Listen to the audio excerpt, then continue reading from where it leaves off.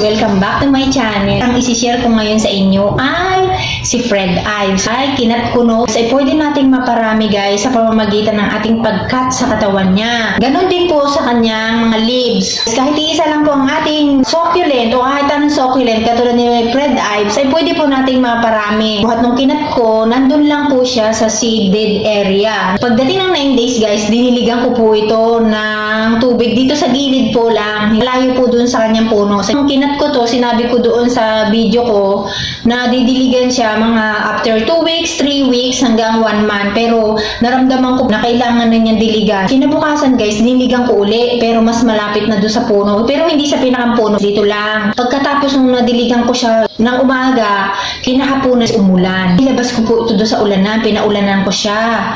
Pagkatapos nung naulanan na siya, hindi ko na po siya binalik sa shaded area. Doon na lang po siya sa labas. Ngayon, 13 days na po siya ngayon. Buhat nung kinat ko. So, 3 days na po siya sa direct sunlight. Diniligan ko na po siya uli kasi napapansin ko aking mga succulent na mas gusto nila yung moist yung kanilang soil mix. Lalong-lalo na po nasa direct sunlight sila dahil mainit po sa aking rooftop. Kaya araw-araw ko po silang dinidiligan basta before po na matuyo yung kanyang lupa. Iba yung pag-aalaga ko sa aking mga succulent kasi yun po ang aking observation para sa akin lang po yun dahil yun ang nakikita ko sa aking mga alaga. Obserbahan ko dito sa kanila na mas gusto nila moist ang kanilang mga soil mix. Mas mabilis po silang dumami at mas mabilis silang lumaki. So, kaya ito, pinapanatili ko po na moist yung kanilang soil. Gusto kong ibunutin para mapakita ko sa inyo kung mayroon na siyang ugat. Kaso, matibay na po yung pagkakatanim niya. Mahaba na yung kanyang ugat, kaya ayaw na niyang mabunot kasi nakakapit na siya ng maayos.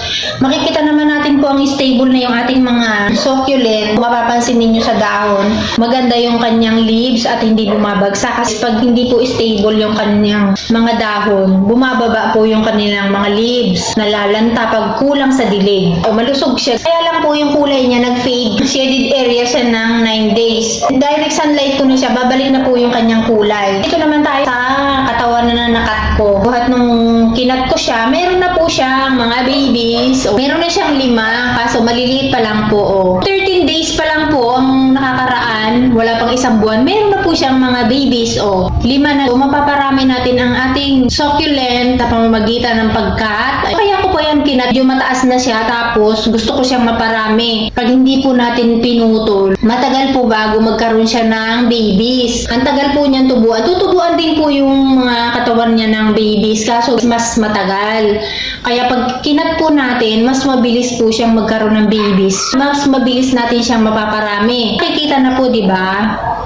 At saka hindi lang po ito guys na 5 kasi meron pa po yung mga gatuldok na sumisibol dito sa mga pinagtanggalan. Tumubo po siya sa pinagtanggalan ng mga leaves. Kung mapapansin po ninyo, tumubo ang mga baby sa pinagtanggalan natin ng mga dahon. Marami pa pong pinagtanggalan ng dahon dito kaya sigurado marami pa pong tutubo ditong mga babies. At saka ito, araw-araw ko po itong dinidilig. Ito naiiwan lang po sa direct sunlight. Ito nasa shaded, ito nasa direct sunlight. Hindi ko po siya kinakat. Nandun lang siya talaga sa direct sunlight. Hindi ko po pinapabayaang matuyo yung kanyang lupa. Kung hindi ko naman po madilig ng isang araw, natuyo siya. So, isang araw lang po. Dinidiligan ko na po siya kaagad. Kasi nga, gusto nila ay moist yung kanyang soil. So, pag nag-aalaga po ako ng aking succulent, minu-moist ko po yung kanilang soil. Dahil yan po napansin ko na gusto nila yung soil mix ay moist. Ganun lang po, hindi yung basang-basa. Diba? Mas mabilis natin maparami ang ating mga succulent sa pamamagitan ng pagkat. Kung ano po yung gamit ko ditong soil mix ay yung dati pa rin po na aking gamit na DIY ko po yan. Yan pa rin po ang gamit ko. Hindi pa po ako nagbablog noon. Mayroon na akong mga cactus noon.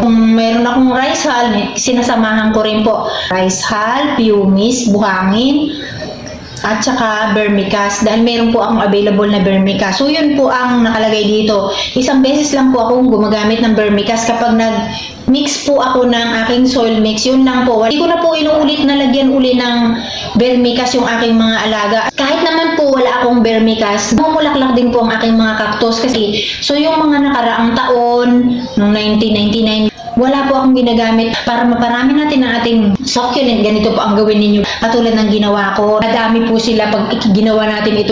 Kahit ano po succulent, pwede natin gawin to. Ginawa ko na po to. Kaya may mga tubo na po yung aking mga succulent. Kaya napaparami natin ating mga succulent sa pamamagitan yan. Pag marunong po tayong mag-propa. So yan po ang aking share muna ngayon tungkol dito sa ating update sa Red Ives. At mag-ingat po kayo. Bye-bye na po!